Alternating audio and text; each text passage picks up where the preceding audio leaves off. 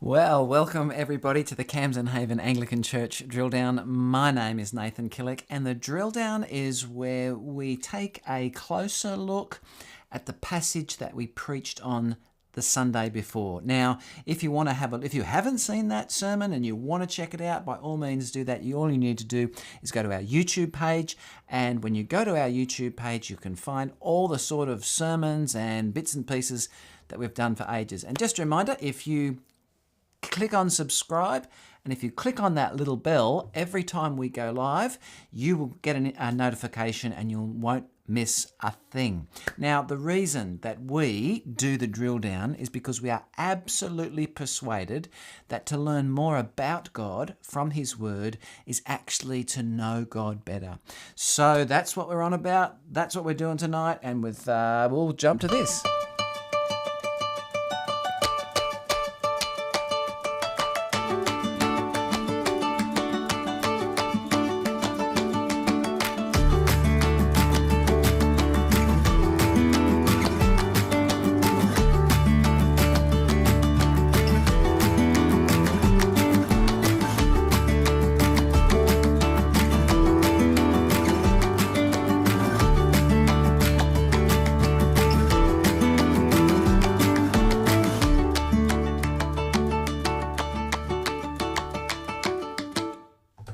Well, there you go.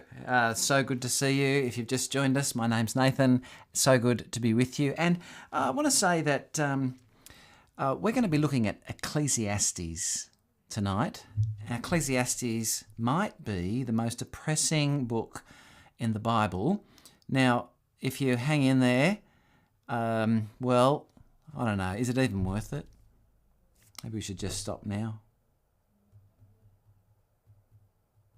Meaningless, meaningless, meaningless is the chorus in Ecclesiastes. Happens over 30 times. So if you didn't get it the first time, or the second time, or the third or fourth or fifth or 10th or 20th time, surely by 30 times, you got some vibe for the message of the book. Meaningless, meaningless. If you are new to our channel, can I encourage you to subscribe? Click on that little bell and push that like button. And when you subscribe and push the little bell, you'll always know when something's coming up from us. And we would always love it that you're with us. So that's what's happening there. But you might say after this one, I don't know if I want to subscribe to this. It's a bit negative. It's a bit disappointing. It's a bit depressing.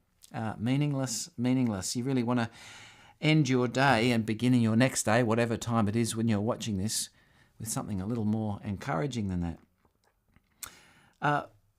Last week, or the week before, whatever, we've looked at Lamentations. Lamentations is about tears and lament. Ecclesiastes is about depression, meaninglessness. You know, I suppose some churches are happy-clappy churches, or maybe you describe us as teary-dreary church. Do you want to be at a church like that? You know something? The irony is that it might be better to be at a church like that than a happy-clappy church. Well, we'll think about that, and we'll take that into consideration as we move along. As I said before, let's see who's here tonight. I better say hello. The Daniels are here. Jake Killick is here. Oh, Jake Killick has gone to bed, maybe. I don't know. We'll have to see what he's doing.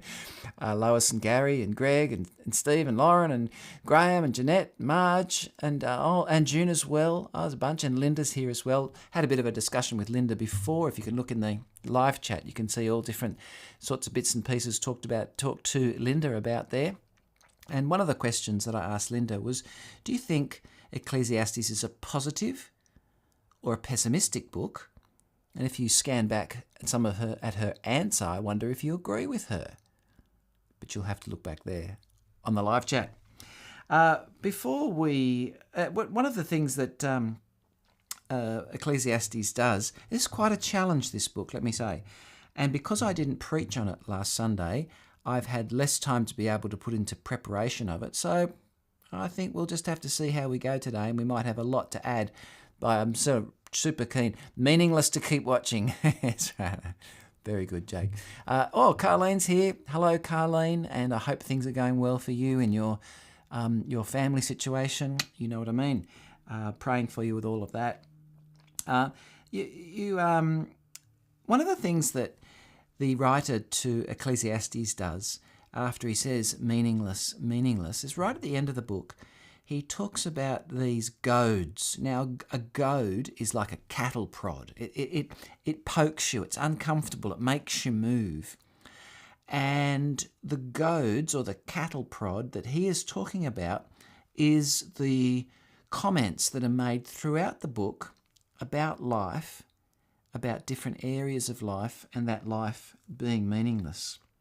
Now, before we have a look at those prods, which we will do in a moment, one of the things that we need to do is realise that when it comes to reading the Bible, Christians reading the Bible, anybody reading the Bible actually, we need to make sure that we are reading the Bible in the way that it has come to us, which means that we ought not apply the words of Scripture directly to our situation. We need to remember that the words of Scripture were applied first of all to another situation, that as we understand that context, including historical context, we begin to appreciate and understand what this has to say to us. And let me say, a lot of people treat the Bible that way. I've been working on Esther and listened to a few other sermons on Esther on YouTube, and I just found they just completely ignored the situation that Esther was being written to and tried to apply that to us. They even jumped over the Jesus bit, tried to apply it right to us, and at some level they get it okay, but they miss the richness of it. So I want to say that Ecclesiastes is notoriously dealt with like this, that we take Ecclesiastes and say, it's speaking to us about our work life or our relationships or whatever it might be. It's actually, that is to read it wrongly, I'd like to suggest, and that what we need to be doing is be asking these big questions of who is the author writing to, and when are they writing? Who is the author? All those sorts of questions, the preliminary questions. So there is an important issue, first of all, of who is writing. And often people say that it is Solomon who is writing these words, the words of Solomon. After all, there's a couple of times in Ecclesiastes where he actually says this is Solomon. And the issue there is that it's almost certainly not Solomon. And I think anybody who thinks it is Solomon maybe need to read the book again, because there are things in the book that Solomon couldn't have known that happened much later, and yet he seems to have known them. So yes, the writer does use Solomon, a bit like when we did Song of Songs, remember? So Solomon was in the picture, but it wasn't Solomon that he was talking about. In here, I think it's a similar thing. So the writer to Ecclesiastes is using some of the similar ideas and approaches that Song of Songs used, and that sort of thing. And it's interesting because all of these scrolls, I've got to remember them now: Ecclesiastes, Esther, Lamentations, Ruth, and what's the fifth one? Why have I forgotten that? Ecclesiastes, Lamentations, Ruth, Song of Songs, and Esther. Maybe I didn't. I got them. Well, there we go.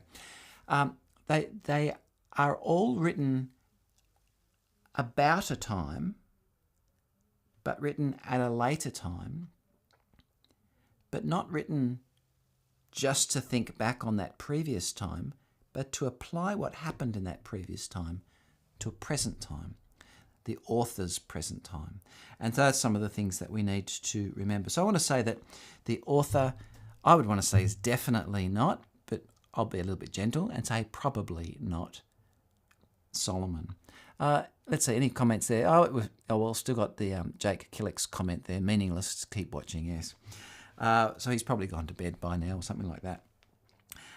So the other question is to say, who is Ecclesiastes written to? Because it's not written to Nathan, it's not written to the Camden Haven 2022. It's written to who? And you might say, well, I don't know who it's written to. But if you think about it for a little while, you know exactly who it's written to. I'll give you a moment to think. Who is Ecclesiastes written to? I'm going to give you 20 seconds to answer that question. Your time starts now.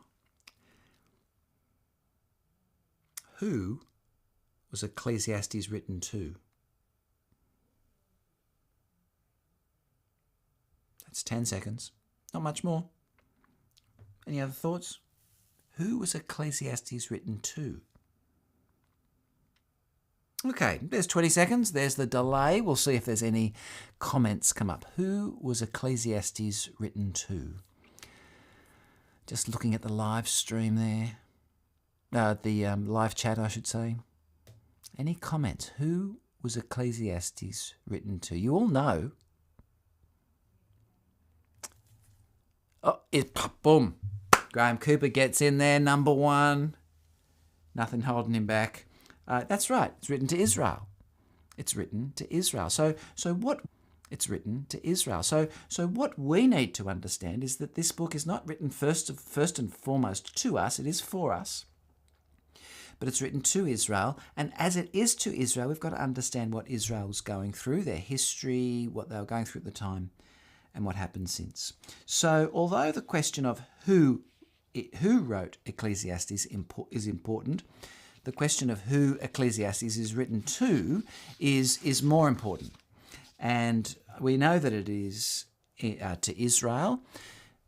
We need some help, though, to find out that it is most probably written to a situation in about the year 240 BC, 240 before Christ. Now, this was a very difficult time for Israel. They had been taken by the Babylonians in 597 BC, a little bit before that. Everything is decimated. All the promises of God that they had been given over the years seemed absolutely stone cold dead. And so you can imagine if you had been, generation after generation, 100 years, 200 years, 300 years, 597, 63, 400 years had gone by, and you still were not seeing the promises that God had made come true. You'd be pretty depressed, I think, wouldn't you? The writer here he's pretty depressed. He looks around, he wonders if it's all worth it. Well, that's what we are going to see tonight. Also, I want to say that the political situation for Israel at the time, in about 230 BC, was they were, as Travis put it on Sunday, I think, the meat in the sandwich. They were in between warring parties, and they would be buffeted to and fro. They would be trying to work out who were they going to ally with, and historically they made some really bad decisions. Rather than trusting in God, they started to create allies of the nations to find safety in their alliances, and all sorts of problems went on. And some of that is not, we don't have time to go in tonight, but you could certainly check that out without any problems. Now, the next thing to say is that in Ecclesiastes, there are, I think you could put it like this, two voices. There may be one author, but that one author is bringing the ideas of Kohelet, and that's the guy's name. So let me just jump to here. And so if we see here the words of the teacher, and let's see what that little A does for us when we go on this. I don't know. There we go. Or the leader of the assembly, also in verses 2 and 12. So we've got this teacher, or if, depending on your translation, it'll be the word kohelet. Now, kohelet is the idea, as it says there, of a convener, a bringer together of people.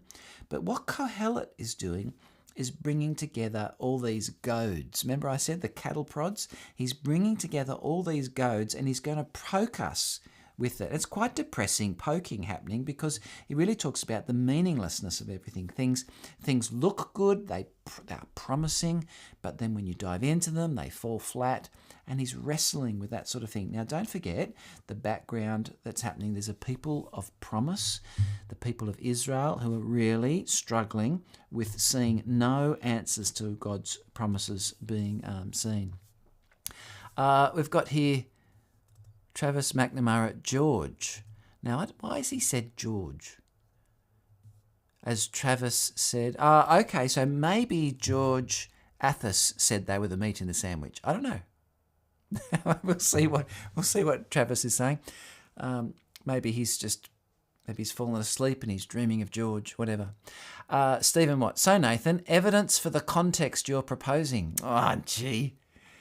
I knew someone would ask that. I really do think that the work... Oh, okay, I gotcha. Travis is saying George. Yeah, I really do think that the work of George Athos on Ecclesiastes is excellent, and he's certainly not the only one to say that this is the type of dating for Ecclesiastes.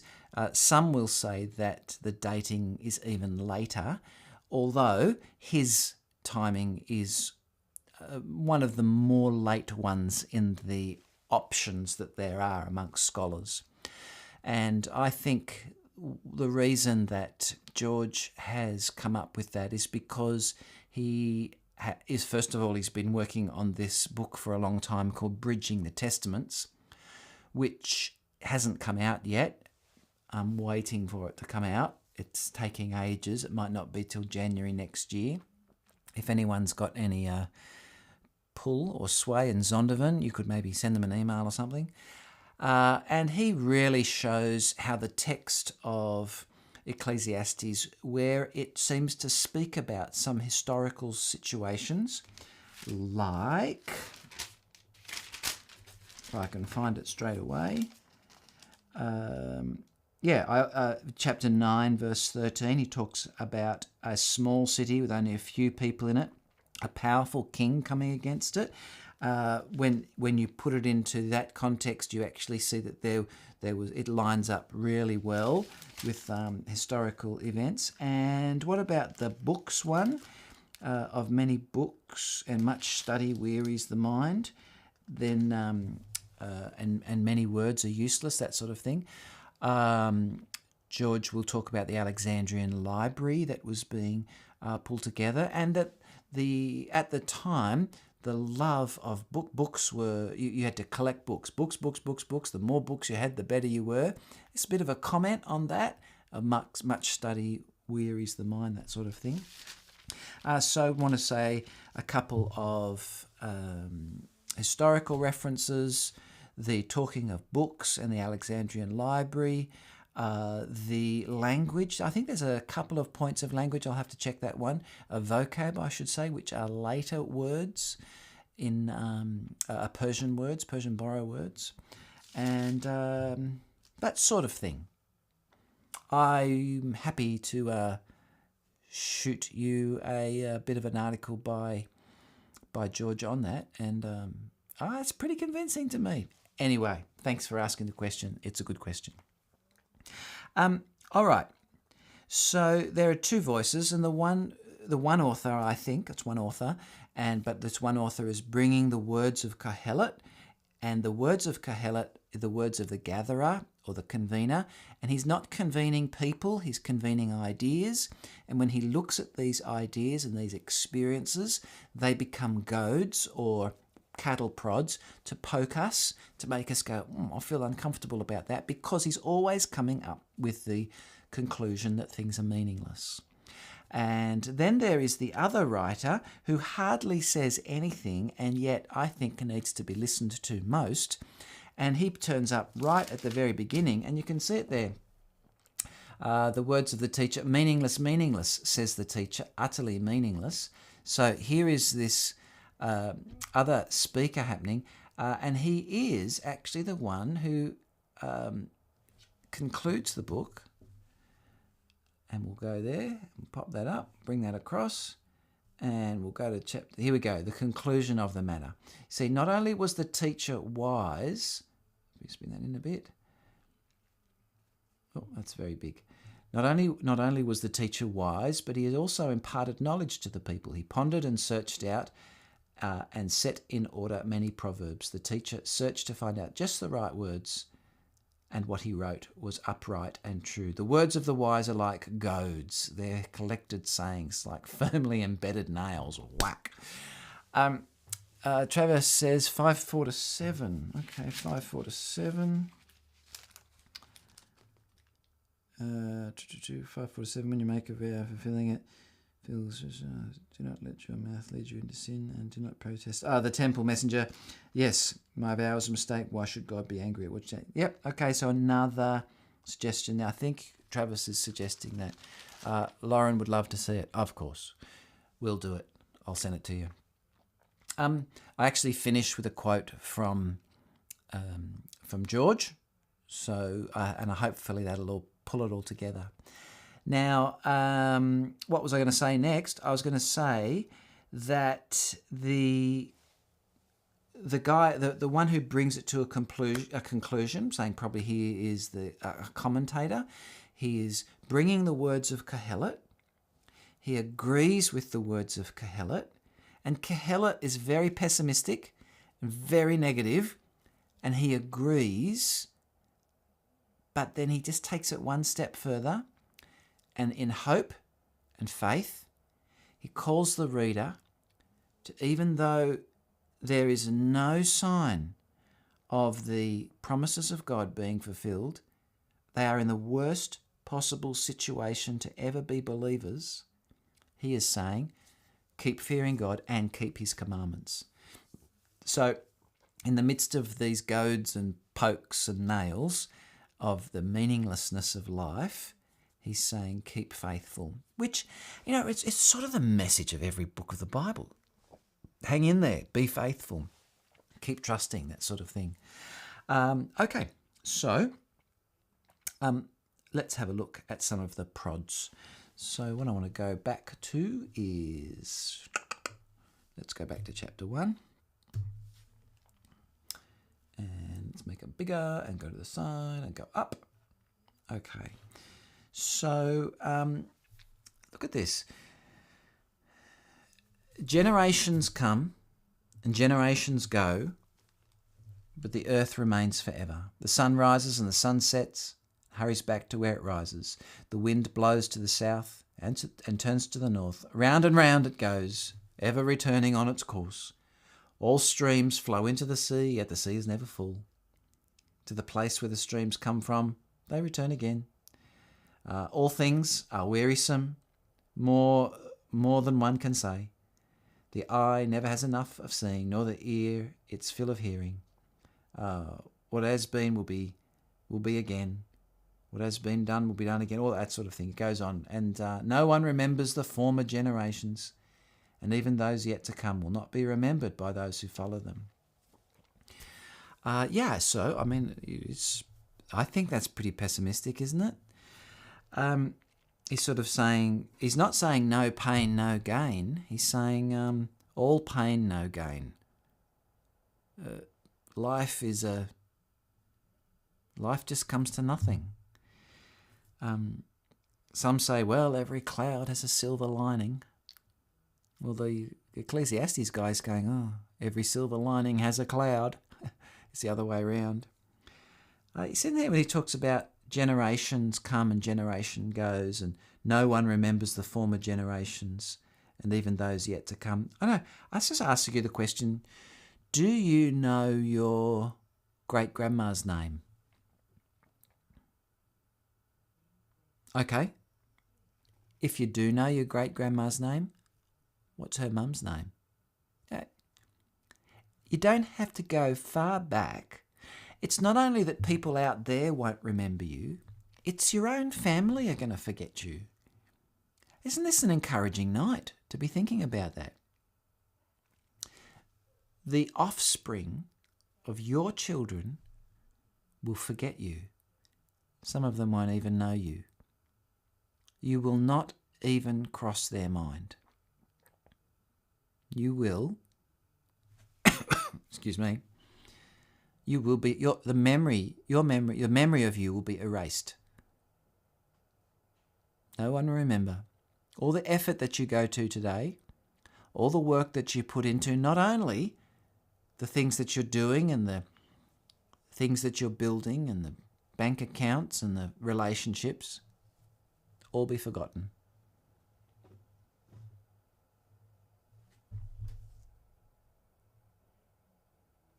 What do you reckon? That's what he's saying. It's nothing really, it's a little bit pessimistic, isn't it? Unfortunately, pessimism is realism, and pessimistic people are actually more realistic people. But at the same time, we recognise that pessimism is not right. It's not good. Life should be joyful. Life should be meaningful. It's just that it's not there. So in the sermon on Sunday, Travis was saying that he didn't like the term meaningless.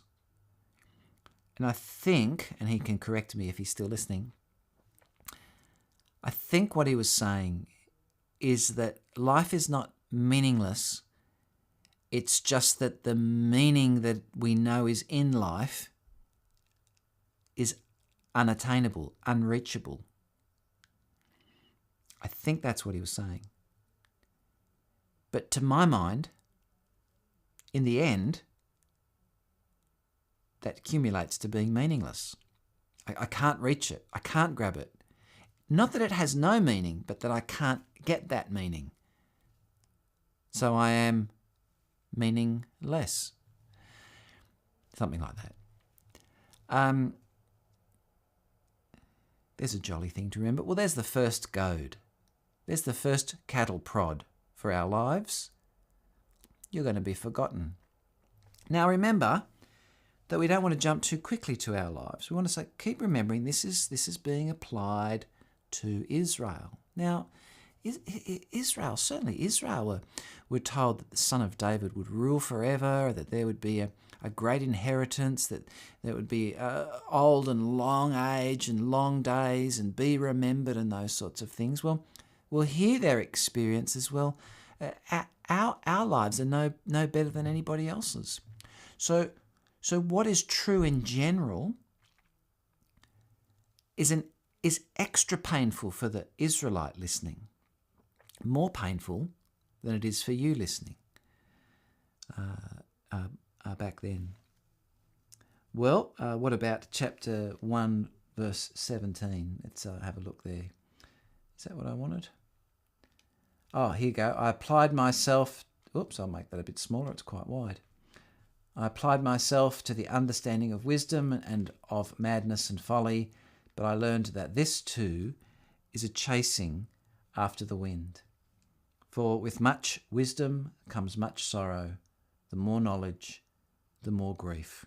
Well, what we're saying on the drill down, the more knowledge, the better. As we understand God more, we grow in him and we get to know him better. But this is saying, no, that's not working. Doesn't work. Travis, I'm going to bed before I get too depressed. Yes, okay. I think as we read through Ecclesiastes, we have just got to allow those goads, those prods, to do their work.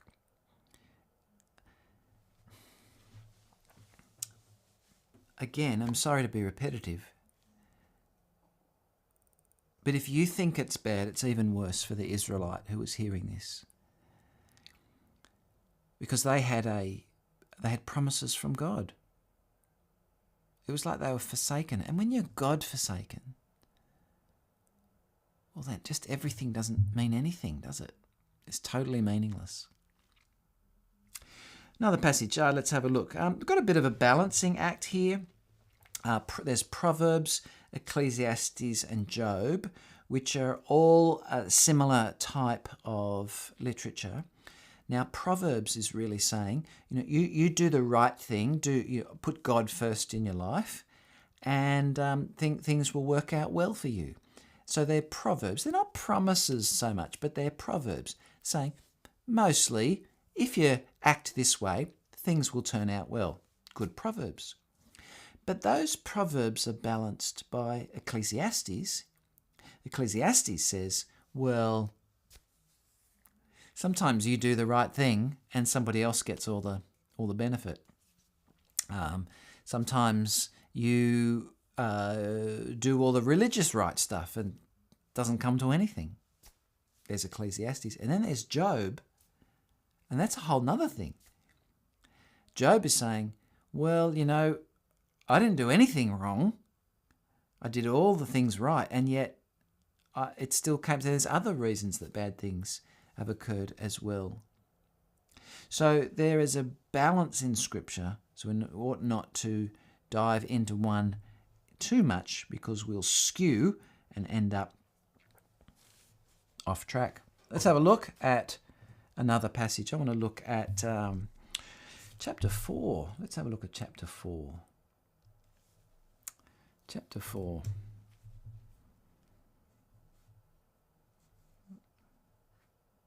I really should have got Travis in here. That's what I should have done. Then he could have talked about it. But that's what you think of half an hour into things. Anyway, what did I want to read? I wanted to read 4:1-6. Again, I looked and saw all the oppression that was taking place under the sun. I saw the tears of the oppressed, and that they have no comforter. Power was on the side of their oppressors, and they have no comforter. And I declared that the dead, who had already died, are happier than the living, who are still alive.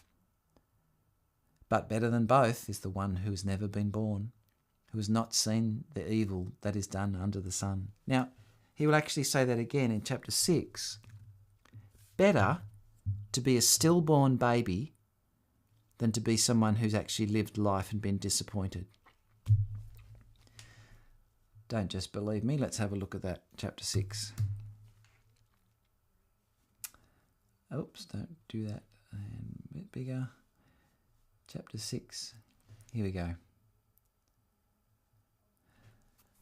A man may have 100 children and live many years. Yet no matter how long he lives, if he cannot enjoy his prosperity and does not receive proper burial, I say that a stillborn child is better off than he. It comes without meaning, it departs in darkness, and in darkness its name is shrouded. Though it never saw the sun or knew anything, it has more rest than does that man. Even if he lives 1,000 years, twice over, but fails to enjoy his prosperity, do not all go to the same place? Well, again, the reality of disappointment and the reality of death, as Kohelet is gathering the witnesses of the experiences in his life, it's not coming up great, is it? It continues to be meaningless. Again, sorry to be repetitive, but it's worse for the Israelite then than it is for any person today, and that it will ever be for us. I don't know if you can hear all that cackling in the background, but that's the women's Bible study happening in the next room. I suppose you might begin to be thinking, okay, I've got the point, but I've only given you 2 or 3 meaninglessnesses. Remember, there's 30 plus. We're going to look at one more. Chapter 7. And go there and open that up. Just looking at one verse, 20, maybe 2 verses, 23, 24. Let's go there. All this I tested by wisdom, and I said, I'm determined to be wise, but this was beyond me. Whatever exists is far off and most profound. Who can discover it? So I turned my mind to understand, to investigate and search out wisdom and the scheme of things, and to understand the stupidity of wickedness and the madness of folly. He goes on there. It does sound to me a little bit like, have a listen to this, as again, Job 28.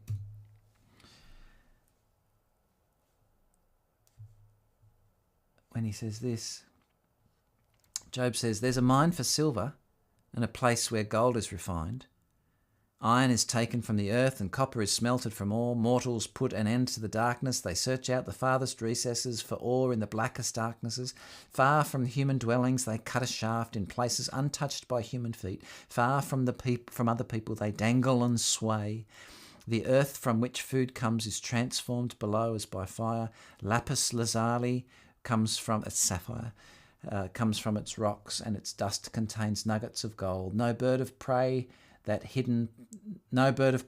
that hidden path. No falcon's eye has seen it. Proud beasts do not set foot on it. No lion prowls there. People assault the flinty rock with their hands and lay bare the roots of the mountains. They tunnel through the rock. Their eyes see its treasure. They search the sources of the rivers and bring hidden things to light. So we can mine for gems, but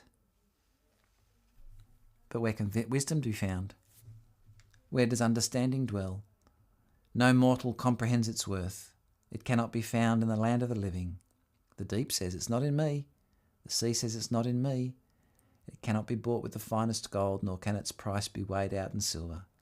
It cannot be bought with the gold of Ophir, with precious onyx or lapis lazuli. Neither gold nor crystal can compare with it, nor can it be had for jewels of gold, etc. It just cannot be found. Now I'm going to go back to Ecclesiastes. And now it's going to say it doesn't know that. It's going to the book of Ecclesiastes. Yes, I'm talking about the book. Let's go there and up there and pop there and across there. Okay. Do you want me to give you more meaninglessnesses? Probably not. Got the point though. I think in general, Kohelet, or the gatherer, the one who was bringing all these together, was despondent over the fate of the nation of Israel, because they were God's chosen people. And there can be none more worse despondency than to be God forsaken. That is a terrible meaninglessness about the world.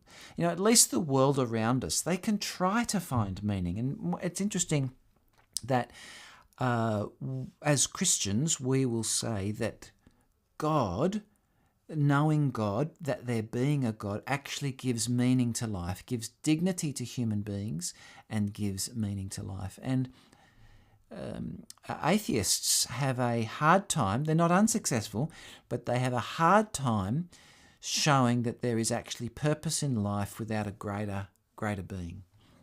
They have a difficulty. Where is morality derived from? Is it just the experience, working out the experiences with one another over history? Well, yeah, it partly is, but there is a conscience embedded within us, what's going on there. And so the search for meaning in the world that we're looking at is true, and we can find that in the words of Ecclesiastes. But even more so, it is the search for meaning when you feel God forsaken. There is no meaning then, is there? If you don't believe in God, or if you don't know much about God, then you can take the things of life and think, I maybe it'll work out. Maybe there'll be something here. But when you know God and then you think you're God-forsaken, you'll find meaning in nothing. It'll be absolutely meaningless. And that I think is the distinction from Ecclesiastes. It's a much deeper meaninglessness than any person in our world today or even we could ever feel. Well, what does all this offer for the New Testament believer, for us? What is in Ecclesiastes for us? How is it to them but for us? I just want to bring up a couple of things. First of all, you have permission to feel down. You have permission, dare I say, even to feel depressed.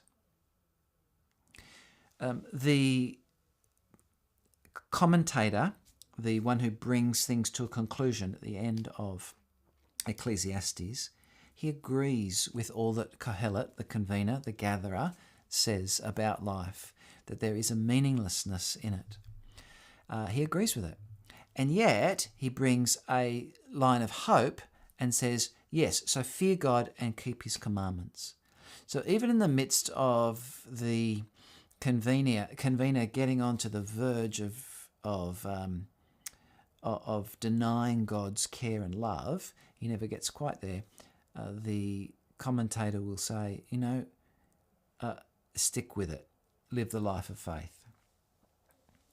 I think, as we said before, pessimism is realism in our world. And although pessimism is not what we think is right, it's not what we think should be, there should be joy, there will still be times when you will be prodded and poked by the goads and cattle prods of a meaningless life, or meaningless things happening, or disappointment, and that's okay. It's okay. If you're somebody who struggles with the meaninglessness of life, this passage, this book is saying that's okay. The good news is it's saying you don't need to stay there either. There is something for us to hope in the future. We have a sure and certain hope. The next thing to say about Ecclesiastes as for the New Testament believer, there were promises that Israel were not seeing fulfilled, and yet the commentator says, but keep fearing God and keep his commandments. There is a hope there that God will one day step in. And you and I can say he did step in. He did step in the Lord Jesus. And he stepped in an amazing way. He stepped into this meaningless mess and he lived a life of incredible meaning.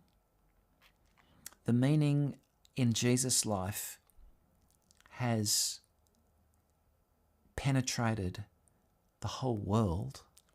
He lived a life of love like no other person lived a life of love. And he showed how there is meaning in love, not just because, as the atheist will say, love is good and works well and is for the benefit and the flourishing of others. That is true, but that is true because God is love. So as Jesus lived a life of love, he was concerned not only for life to work, but for life to reflect a good and holy and loving God. And here is where I want to finish with a quote from George Athos. So let me just bring that quote up. It's here. Where is it? There it is. Here is where George sums up Ecclesiastes. So let's have a look at it together. I wanted to print it out so you can read it along as well. Finally, our security and hope lie in Christ. Kohelet, that's the teacher, the convener, the gatherer, felt deeply despondent over the fate of the Jewish nation and of human beings more generally. He lived with the awful uncertainty of not knowing what God was doing, even to the point where he practically questioned the goodness of God, and the pressure of Hellenism brought him to virtual breaking point. And yet, as the apologist, epilogist, that's the one I'm saying is the commentator, the one who has the last final word and starts right at the beginning, hoped, and as Jesus demonstrated, God was trustworthy. He acted in accordance with his sovereign and divine purposes, which were far loftier than our own limited notions under the sun. There is nothing under the sun that is not under heaven. Therefore, nothing can separate God's people from the love of Christ.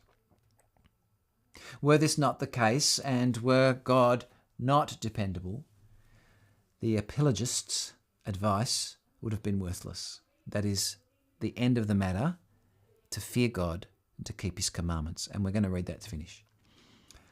But he was right, and God did act to save. We can take this security and hope into all walks of life, including our pursuit of knowledge. For when it is framed by the redemption we have in Christ, we will understand that our knowledge, and here I go, does not save us. Research, education, technology, and the exchange of ideas are of immense benefit to human life, but these will not save us or yield us everlasting. Our hope is for the resurrection of our bodies and the transformation of creation. As Paul said to the Corinthians, if the dead are not raised, let us eat and drink, for tomorrow we die. But the dead are raised. And as Peter aptly wrote, praise be to the God and Father of our Lord Jesus Christ. In his great mercy has given us new birth into a living hope through the resurrection of Jesus from the dead. There is meaning in faith. The Israelite was to know that in the midst of depressing death, we are to know that in the midst of what we face. So let me finish with the words of, not of George, but of Ecclesiastes 12. And I want to read these because he basically says, this is the conclusion of the matter. The conclusion of the matter. So here is what all of Ecclesiastes is pointing to. Not only was the teacher wise, but he also imparted knowledge to the people. He pondered and searched out and set in order many proverbs. The teacher searched to find just the right words. And what he wrote was upright and true. It just made sense. It was true to their experience. The words of the wise are like goads, their collected sayings like firmly embedded nails given by one shepherd. Be warned, my son, of anything in addition to them. Of making many books there is no end, and much study wearies the body. Now all has been heard. Here is the conclusion of the matter. Fear God and keep his commandments, for this is the duty of all mankind. For God will bring every deed into judgment, including every hidden thing, whether it is good or evil. Well, there's the conclusion of the matter. It's a conclusion, but it is, there's something more. We know the more is when God stepped into history, God with skin on, and gave meaning because he brought for us resurrection. Well, I actually found Ecclesiastes pretty hard, and I really would have liked to have preached on it because it would have forced me to do a bit more work, but maybe next time. If you have any questions, you know who to talk to. Just message Travis because he's asleep, it looks like. And why not wake him up? Sleep's meaningless. Anyway, nice to see you, and I'll see you next week. See you later. Oh, that isn't right.